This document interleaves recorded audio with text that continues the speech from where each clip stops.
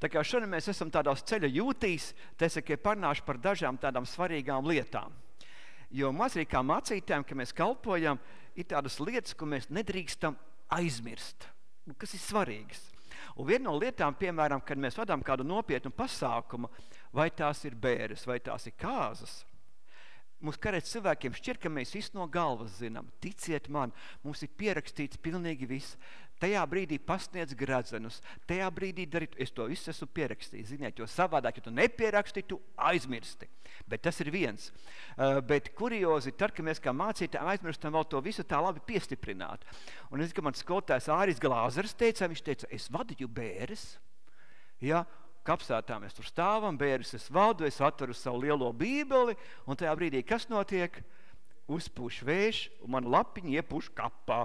Viņš teica, tagad bija no galvas jārunā, saprotiet, ja, saprotiet, un iepūš kapa neko vairāk. Viņš teica, bija tāds stress, viņš teica, ja. Jo kādreiz citiem šķir, ka mēs mācītā, no galvas visus ir. Ticiet man, pat svētais vakarienes, ka es vadu, man ir viss pierakstījis, kurā brīdī mēs zemojamies, kurā brīdī mēs pasniedzam. Jo, ja tu to nepieraksti, tu noteikti aizmirsīsi. Un vienreiz bija kurjos, es vadīju bēres kāzas, bēres ir daudz, kāzas pie Unguru ezera, un tur tāda laipa liela, un tur tāda smuka tāda vieta, un es arī tādā mālajā mapē ielicis visu savu runu, man bija gan angliski, gan latviski, jo tas pāris bija, viens bija Latvijas, viens bija anglis, un es tādu runāšu, un es taču atveru vaļā un nebiju pielipinājis ar to skoču pie tās maliņas, un man to lapu izpūta, un es pēdējā brīdī savu vārdsarga reakciju vēl uzliku virsū kāja. Skats interesants, es kāzās, es ar kāju spiežu runu, ja. Tā kā ir dzīvē jāatcerās tas svarīgākais. Ja? Un ja mēs skatāmies Bībelē, šodien pieminēšu, ka tādas 3 svarīgas lietas, jo Bībele ir tā, ka Dievs deva cilvēkiem atklāsmi, un viņi pierakstīja ar saviem vārdiem. Piemēram, Pēters kā zemnieks, zvejnieks. Viņš tā precīzi, tā ļoti tā, kā domā, tā rakstīja un cauri. Zālamans ļoti poētiski raksta. Palsiet Zālamana pamācības vai Zālamana augsto dziesmu, tur ir tādi salīdzinājumi par mīlestību, par romantiku, ja? Bet Pēters tā precīzi, viss kā jau zvejnieks, ko tur, kā saka, daudz ņemsies ar poētikām. Un Bībelē ir tikai 3 vietas, kur Dievs pats rakstīja ar savu pirkstu. Pats ar savu pirkstu. Kur viņš neuzticēja cilvēkiem, bet pats rakstīja ar savu pirkstu. Ar savu pirkstu. Un mēs tādu skatījus, tās bija 3 lietas.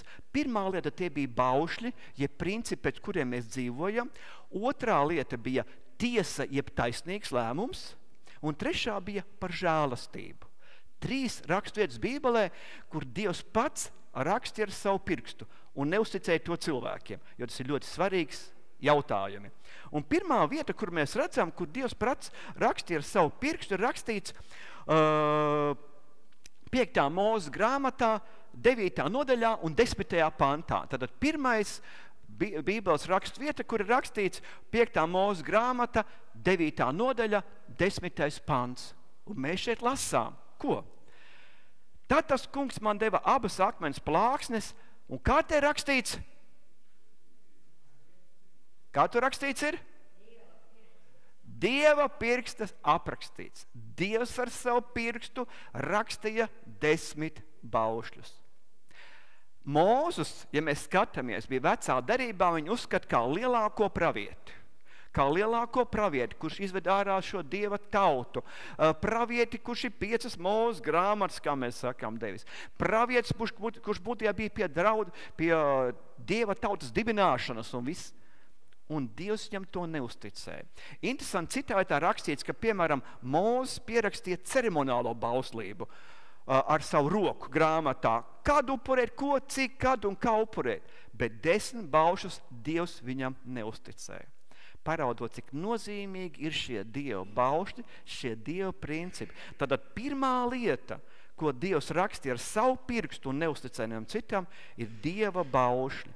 Tātad tie principi, ja, ka Bībele saka, mīlēt savu tuvāko un mīlēt pāri par visu Dievu un savu tuvāko, un 10 baušļi paskaidro, Ko tad tas īsti nozīmē? Tātad šie ir tie 10 Dieva baušļi, kad Dievs uzrakstīja, parādot arī vienkāršu padomu. Un ja es esmu saticis daudzas, piemēram, ģimenes, kuri dzīvo kopā jau daudzus gadus. Un viena no lietām, kas šai ģimenēs ir stingrai, kas?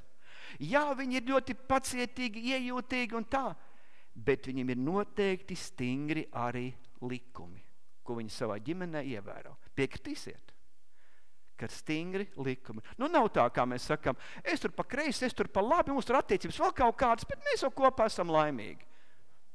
Tā notiek, vai? Tām ģimenēm parasti ļoti stingri ir tādas lietas, ko viņi saka, tās ir mūsu sarkanās līnijas. Un līdz ar to arī Dievs atgādināja precīzi, kādi ir šie principi. Man kādreiz cilvēks saka tā, bet nu kā baušļi, bet galvenais ir žēlastība. Iedomājieties ideju, ja mēs šodien dzīvotu valstī, kurā viss būtu tikai žēlastība. Aizēja nozots kaimiņam, žēlastība, man par to nekas nav. Notiek noziegums, slepkavība, viss ir žēlastība. Iedomājieties, kā mēs dzīvot šajā valstī? Tāpēc Dievs stingri parādīja šo ideju, ka katrā valstī, ģimenē, tautā un arī šajā garīgajā dzīvē ir stipri, brīnišķīgi likumi, kurus mēs nedrīkstam pārkāpt, kuri, kā mēs sakam, ir tādi mūžīgi principi, ja? Tādi mūžīgi principi, kas mums noliek šīs lietas, ja? Tāda precīzi Dieva likumi. Tāda tā bija pirmā lieta, ko Dievs uzrakstīja ar savu pirkstu. Ar savu pirkstu, kas parāda to, kas ir kaut kas nozīmīgs un ļoti precīzi, stingrs un precīzs. Tā ir pirmā lieta, ko Dievs arī uzrakstīja, un līdz ar to mēs nevaram tā atcelt, pateikt, ka baušļi vairs nav spēkā. Dieva likumi ir spēkā, un mēs tos arī cenšamies Dieva žēlstībā ievērot. Kā mēs sakam, kā Bībele saka, mēs krītam un klūpam, bet mēs neignorējam Dieva likumus, jo Dieva likumi ir mūžīgi, kas mums ir doti. Tā ir pirmā lieta, ko Dievs uzrakstīja. Otrā lieta, ko Dievs uzrakstīja savu pirkstu, mēs skatāmies Bībelē, un tā ir Daniela grāmatā 5. nodaļa. Daniela grāmatā 5. nodaļā notiek tāds notikums, kā mēs sakam, svinības ir labas svinības. Ja? Mēs ar Jāni runājam, starpbrīdī es teicu, Jāni, man tā labi iznāk. Man tikai pa svinībā vien jābraukā, pa svinībā vien. Tur draudzē jubilē, tur jubilē, kas. Es teicu, tā iznāk, ka citi strādā, un es pa jubilējām staigāju. Bet tāda ir dzīve, kā mēs sakam kādreiz. Bet arī jubilejas svinēt vajag prātīgi, kā mēs sakam. Vajag prātīgi svinēt, jo kādreiz citam pēc jubilejas ir lielākas problēmas nekā pirms jubilejas, ticiet man. Un te ir tāda liels pasākums Daniela grāmatā 5. nodaļā un 1. pantā. Rakstīs ķēniņš Belzacars sarīkoja saviem 1000 dišciltīgiem lieliskas dzieras un dzēra ar tiem kopā vīnu, sēdētams visu viņu priekšgalā. Tātad, kā mēs sakām, pasākums, ja ballīte, cik cilvēkiem tur ir? 1000. Nu, teiks 1000, ja, 1000. Saviem 1000, tātad 1000. Nu, tā ir liela balde, kā mēs sakam. Bet ko viņš iedomājās? Kā mēs sakam tā, ir tāds, diemžēl ir tāda realitāte, ja, ka citi, kad iedzer alkoholu, citi kļūst sirsnīgāki, bet citi kādi kļūst daudz braurīgāki, ja, viņš pasauli gatavs apgāzt, ja. Un mēs skatāmies, kas notiek ar ķēniņu. Vīna skurbumā Belzacars pavēlēja atnest to zelta un sudraba traukus, ko viņa tēvs Nebukadnecars bija atvedis no Jeruzālemes dieva nama, lai dzertu vīnu no tiem viņš pats, viņa dišķildīgie, viņa sievas un blakus sievas. Tad tajā laikā bija daudz reliģiju, un tajā laikā viņi bija iekarojuši arī šo Jeruzālemi. Un viņi paņem no šī tempļa šos traukus, ko izmantoja kalpošanā, kā mēs sakam, kuri bija svēti trauki, kuri bija tiešām domāti tikai kalpošanai svētnīcā. Un līdz ar to mēs skatāmies, ka Nebukadnecars to respektē. Viņš teica, ebrejiem tie ir tādi tempļa trauki, tos nevar tā aiztikt, kā mēs sakam, kaut kur ikdienā. Ja? Bet kas notiek tālāk? Šis viņa jau nākamā paudze jau piedzerās un izdomā, ka viņš ko tagad darīs? Ņirgāsies par to reliģiju, ticības jautājumiem, kā mēs sakam. Viņš ņirgāsies, ja? Nav runa par to, ka kādreiz cilvēks nesaprot, bet te ir tāda atklāta ņirgāšanās. Un mēs skatāmies, tie kalpi atnes visas šīs lietas, ja? Un viņi dzer vīnu, un visi priecīgi, laimīgi, viņi tur slavē savus dievus, ja? Un tad mēs skatāmies 6. pantā ir. Tad ķēniņa seja kļuva bāla, baiļu pilnas domas, pārņēma viņu, viņam galīgi zuda spēki, un viņa ceļi ļodzījās. Jo ko viņš ieraudzīja? Viņš ieraudzīja, tātad, ko viņš ieraudzīja? Viņš ieraudzīja, ka tur viena roka raksta par viņu lēmumu, kā mēs sakam, tiesas galējo lēmumu, jeb spriedumu, ja? Un mēs skatāmies tālāk jau skaidrojumā, 5. nodaļā, 22. pantā ir rakstīts tā, ko Daniels viņam paskaidro.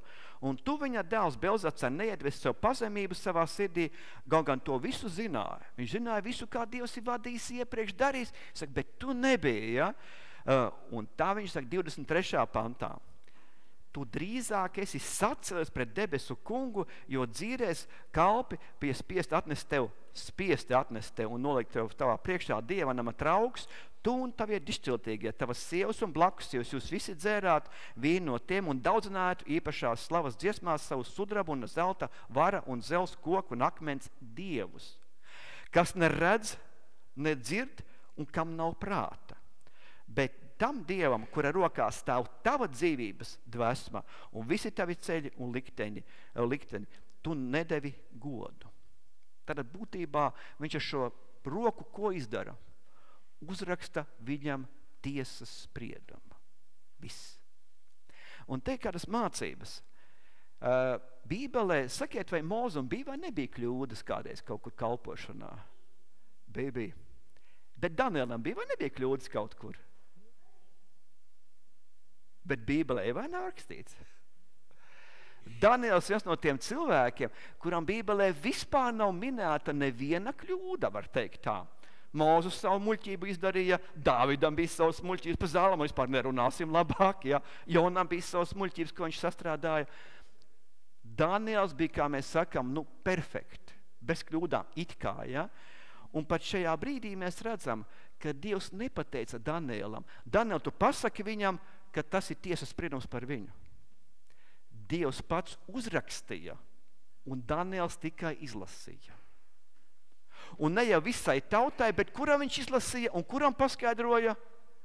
Vienam pašam ķēniņam. Nevis pateicu, tā jūs visi esat cauri. Ko tas vēl atgādina? Ja? Tāpēc arī Bībelē saka, netiesājiet, jo netapsiet tiesāti. Tu nekad nevari pateikt, kurš cilvēks ir pazudis un kurš ir glābts. Tu kā cilvēks nekad. Jo šeit Dievs pats uzrakstīja un tikai Daniels izlasīja. Un tikai vienam cilvēkam tajā situācijā. Un tāpēc vienmēr arī, kā es draudzē vai sabiedrībā, man kā es cilvēks saka tā, tāli, tas gan ir pazudis cilvēks. Uzmanīsimies ar spriedumiem, ar tiesas lēmumiem. Vienīgam cilvēkam, kuram Bībele uzrakstīja šajā situācijā šo tiesas spriedumu, Dievs pats ar savu roku, tas bija ķēniņam un viss. Tātad otra lieta, ja, ka mēs redzam, ja, ka tikai Dievs var pateikt tavu tiesas un manu lēmumu. Neviens cits. Ja. Mēs varam norāt, pamācīt, pārmācīt, kā saka, pateikt kaut ko stingrāk. Bet mēs nekad nedrīkstam pateikt, tev ir šis jau lēmums skaidrs, tu esi pazudis. Vēl nākamā lieta, kurā brīdī notika šī situācija, kad Dievs to paziņoja, ja?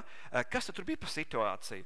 Nebija jau runa, kā mēs sakam, ka ķēniņš kaut ko kļūdījās vai kaut ko paklupa. Ko viņš sāka darīt? Ņirgāties par kādām lietām? Par svētām lietām. Un tāpēc arī cilvēkiem mēs sakam, mēs visādi kļūdamies, mums ir, bet nekad neņirgājas par svētām lietām. Jo šie trauki bija no šī dievnama. Un pat Nebukadnecars, kurš bija tajā laikā spēcīgs ķēniņš, viņš visus iekaroja, ja? Viņš visus pakļāva. Pat viņš neatļāvās no tiem traukiem, kā mēs sakam, dzert šņabi, tā vienkārši tautā runājot. Bet viņa dēls, kā mēs sakam, piedzverās tik stipri, ka viņš sāka ņirgāties. Un tāpēc arī uzmanīsimies, kādreiz dzīvē nekad neņirgāties par svētām lietām. Man ir sanācis kaut kur kalpot jau pēdējos dažos mēnešos, dažās draudzēs, kur kāds cilvēks iedzēris apmēram, sāk pārtraukt mūsu dievkalpojumu, kas agrāk nekad nav bijis, saprotiet. Es runāju runu, jā, un kāds ienāk, un viņš tagad te runās, kā jūs pagaidiet, mīļie draugi, jā. Tātad kaut kāds svētu. Atceros, bija tāda filma padomu laikos, dziļos padomu laikos, mans draugs nenopietns cilvēks. Bija tāda filma, atcerieties, ja? Un tā viņš vienā brīdī tur izdomāja, ka viņam ir tagad tā lieta, ka viņš grib ģimenei vairāk nopelnīt naudu, ja? Un viņš kur sāk piestrādāt, bija tas aktieris vēl no Pausmanas, man pazīstamas vietas, ja? Viņš sāk piestrādāt pa kapraci. Bija tāda filma sižets, ja? Un vienā brīdī tur bija tāds pārpratums, un viņš tur vienu to savu kolēģi izgrūt no kapsētas ārā. Un tas viens saka, Duloj, svētā vietā, tā nevar darīt. Saprotiet, ja? Pat dziļos padomu laikos bija apziņa, piemēram, ka kapsēta ir tāda, kā svēta vieta, ja? Ka tā, kas svēts, tu nevari tā apmēram uzvesties kaut ko, kā tu gribi, ja? Tad ir tādi Dieva svētumi. Svētie raksti kā Bībele. Tu nevari svarīt viņu pa miskasti vai kaut kādā veidā ar kājām daudzīt. Tad Dieva svētumi, sabats ir svēts. Ja? Tad nav runa par to, ka mēs kaut kur kļūdamies, paklūpam, bet runai par to, ka es neņergājos par svētumu. Laulība ir svēta. Ir svēta laulība. Ja? Tā kā es varēju saka, viens ir runa, un šeit mēs skatāmies, ka tieši tā situācija bija tāda, ka tas ķēniņš saka ņirgāties. Viņa pielēja tur savu alkoholu, savu dzēra, visu, un mēs varani, un Dievs pateica viņam spriedumu. Un kā es varēju saka, ne Daniels viņu varēja spriedumu pateikt, ne kāds cits, bet Dievs viņam pateica spriedumu. Un tieši viņam, ne jau visai tautai. Tātad otra lieta, kas mums vienmēr ir jāatcerās, kas ir ļoti skaidri un precīzi ir, ja mēs nekad nevaram otram cilvēkam izteikt galīgāko tiesas spriedumu jeb lēmumu. Tikai Dievs. Tikai un vienīgi Dievs. Un tāpēc viņš raksta tieši, un mēs arī redzam, ja, ka viņš raksta tieši ķēniņam šo spriedumu. Jo tā laikā bija ķēniņš atbildīgs par savu tautu un par savu tautas uzvedību. Jo nevar jau tādā laikā kaut kādi kalpi pateikt, mēs tur tā nedarīsim to vai to. Ķēniņam bija absolūta vara. Šie pateica ķēniņi, tu esi pārkāpis visas šīs robežas. Un arī Bābele krita tajā laikā. Bābele te nakti iekaroja, un viņa pazaudēja savu varu, un arī viņš pazaudēja savu dzīvību. Ja? Un tāpēc ir jautājums, man kā cilvēks saka tā, Dievs jau nesoda. Nav, ka nesoda, bet Dievs pieļauj smagas mums sekas. Atcerēsimies Sodomu un Gomoru. Atcerēsimies arī pirmsplūdu laikus. Ja? Cilvēce daudz aizgāja bojā. Tā kā neņirgāsimies par Dieva svētumiem. Tātad pirmā lieta, ko Dievs rakstīja ar savu pirkstu, bija baušļu likumi, principi, pēc kuriem mēs dzīvojam. Otrais ir tiesas lēmums par katru cilvēku noslēdzošais, ja, ko mēs nevaram izteikties. Un trešā lieta, ko Dievs rakstīja ar savu pirkstu, ir žēlastība. Un tas ir notikums Jāņa evaņģēlijā, 8. nodaļā un 3. pants. Jāņa evaņģēlijas 8. nodaļā un 3. pantā mēs skatāmies, tur ir rakstīts tā, kur ir notikums, kur Jēzus atrodas un pie viņa pievada kādu sievieti, mēs lasām, ja? Bet rakstu mācītāji un farizēji atveda sievu, kas bija pienākta laulības pārkāpšanā un to vidū nostatījuši. Jums neizklausās īpatnēji, ka atved tikai ko? Sievieti, bet ko jūs to neredzat? Vīrieti neredzēt, ja? Mēs redzam tik provokatīva lieta, kā mēs sakam, ja? Sievieti, vīrieši nav. Mēs redzam, tas ir kaut kāda, kā mēs sakam, lai Jēzu varētu kaut kādā veidā, ievest problēmās, Jēzu arī šo lēmumu. Un tie sacīja viņam mācītāji, šī sieva pienākta laulības pārkāpšanā. Un mūsu savā balstībā mums ir pavēlējis tādus nomētāt akmeņiem. Ko tu saki? Bet Jēzus pie zemes nolēcies, rakstīja ar pirkstu, atkal ir pirksts vai nav? Atkal ir ar pirkstu smiltīs. Kad tie uzstāja viņam ar savu taujāšanu, viņš pacēla galvu un sacīja, kas no jums ir bez grēka, tas lai pirmais met akmeni uz viņu. Lai met pirmais akmeni. Viņš tagad nesaka tā, ka viņa nav grēkojis tā sieviete. Viņš nesaka, tā nav grēkojis. Bet viņš saka, kurš jums bez grēka? Metat to akmeni. Ja? Un tad mēs skatāmies, bet tie to dzirdējuši, aizgāja cits pēc citas, sākot ar vecajiem, un Jēzus palika viens līdz ar sievu, kas vidū stāvēja. Un Jēzus atkal galvu pacels, ja sacīja viņai, sieva, kur viņa ir? Vai neviens no tev pazudinājis? Viņa atbildēja, neviens, kungs. Tad Jēzus sacīja, arī es tev nepazudinu, ej un grēko tālāk. Es nokļūdījos. Ej un negrēko vairs, jā. Jo kādreiz cilvēks saka tā, ka, nekāda problēma, visu tik turpinām, ja? Ej un negrēko. Mēs īsti nezinām, ko tad Jēzus rakstīja smiltīs, jo neviens nav precīzi pateicis. Ja? Mēs nezinām, kas varēja būt. Bet jebkurā gadījumā Jēzus, ko parādīja šai sievietei? Žēlastību. Viņš teica, es tev nepazudinu, ej un negrēko vairs. Tātad trešā lieta, ko mēs skatāmies, ka Jēzus rakstīja smiltīs, jau Dievs par žēlastību. Pirmais likumi, otrais tiesaspriedums un trešais žēlastība. Un jāsaka, kur bija taisnība šiem fariziem, kas atveda šo sievieti pa Jēzus Kristus? Viņa pat pirmā lieta, viņa bija grēkojas, jā. Viņai bija vajadzīgs kāds sods. Bet otra lieta, viņai baidzīgs bija Jēzus Kristus. Un būtībā pat šie farizēji neapzināti, ja, atveda šo sievieti kur? Pie Kristus. Un tāpat es vienmēr saku, jebkuram mūs, kas esam grēcinieki, ir vajadzīgs kas? Mums ir vajadzīgs Kristus. Jā, un viņi atveda šo sievieti pie Jēzus Kristus ir. Un arī interesanti tā, ka Jēzus neuzbruka šiem farizējiem. Viņš tur neuzbruka, nestrīdējās. Viņš rakstīja šeit smiltīs, parādot šo žēlastību. Nu, loģiski, mēs pēc tā situācijas saprotam to lietu, ka Jēzus rakstīja smiltīs, ko? Nu, tos farizēju vai citu grēkus. Tā mēs saprotam. Un man ļoti patīk šī līdzība, ja, paskatieties, uz kāda pamata tika rakstīti baušļi. Uz kāda pamata? Akmens. Bet grēki uz kāda pamata? Smilts. Tas vien parāda to, cik Dievs ir gatavs vienmēr mums viņus izdzēst, kā mēs sakam. Likumi ir uz akmens, žēlastība ir uz, atkal šī piedošana ir, kā mēs sakam, ļoti nosacīt visas šīs smiltis, šos mūsu grēkus. Ja. Un interesanti ir tā, ka es vienmēr cilvēkiem atgādinu, it ceļš pret citiem kristiešiem, esiet žēlīgi, kā Dievs mums ir bijis žēlīgs. Un es arī augu savā dzīvē, un es, kad skatos, kāda mēs sākumā it sevišķi bijām tādi kļūdaini un lielām muļķībām, un tā joprojām, un tā ir pēc gadi, un mēs jūtam, jo mēs tādu līmeni esam labu sasnieguši jau kristietībā, gan ar visiem zabata jautājumiem, gan visu pārējo.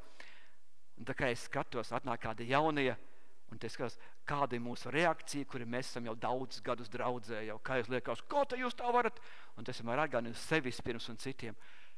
Esiet žēlīgi. Ja, jo arī mūsu dzīves ceļa sākumā ir visādi gāja. Esiet žēlīgi. Un mēs skatāmies, ka šie farizēji bija ļoti aktīvi. Un tad Jēzus, ko viņiem atgādināja savus slēptos grēkus, un viņi uzreiz noplaka. Uzreiz noplaka, ja. Un tāpēc vienmēr atcerēsimies to lietu, ja, ka Jēzus grib žēlastību dāvāt visiem. Ne tikai tai sievietei, bet mums katram ir, ja. Un te ir tas svarīgais princips, ka Jēzus rakstīja, ka visu apklāja žēlastība. Žēlastība, ko viņš dāvā mums. Un jāsaka, tā nav nekāda lētā žēlastība. Tā ir žēlastība, par kuru Jēzus Kristus samaksājis ir ar savu dzīvību, lai dāvātu mums glābšanu. Tā nav lētā žēlastība. Ja? Tad tā ir tā žēlastība, ko mums Kristus ir devis, lai mēs taptu glābti. Ja? Tātad žēlastība atgādina mums, ka tā ir Dieva labā dāvana. Žēlastība nevar nopelnīt, tā ir dāvana. Žēlastība neļauj mums sevi, kā mēs sakam, nolikt zemē bezcerībā. Mums vienmēr ir kāda cerība uz Jēzus Kristu. Ja? Un žēlastība padara mūs līdzīgus ar visiem pārējiem, jo visi mēs tiekam glābti žēlastībā. Pilnīgi visi. Žēlastība arī dāvā mums jaunu sākumu. Mēs skatāmies arī šai sievietei, ja? Viņa noteikti bija grēkojusi un kļūdījusies. Un ko Jēzus viņai teica? Ej un negrēko vairs. Ej un dzīvo tālāk un darbojas.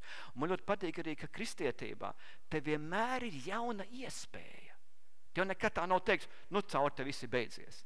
Bet vienmēr ir jauna iespēja turpināt ar Jēzu Kristu un iet uz priekšu.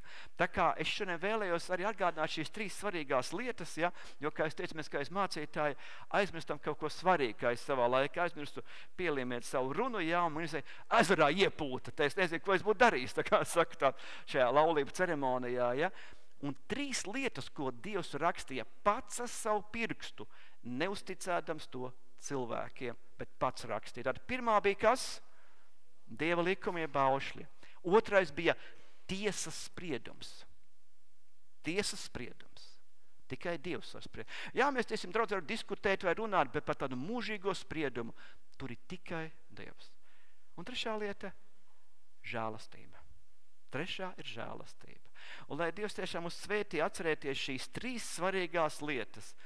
Dieva principus, likumus, pēc tiem censties dzīvot, saprast arī nākamo, ka mēs neesam viens otru tiesneši. Mūžīgā dzīve ir tikai Dieva rokās. Un trešā lieta ir, mēs visi dzīvojam žēlastībā. Un ja esam kaut ko paklupuši vai kaut kur, mēs nākam pie Dieva, sakam, Dievs piedodi, es gribu iet tālāk un nevēlos vairāk grēkot, bet dzīvot kopā ar tevi. Tā kā atcerēsimies šīs 3 svarīgās lietas, un lai Dievs mūs svētī šajā garīgā izaugsmē. Amen.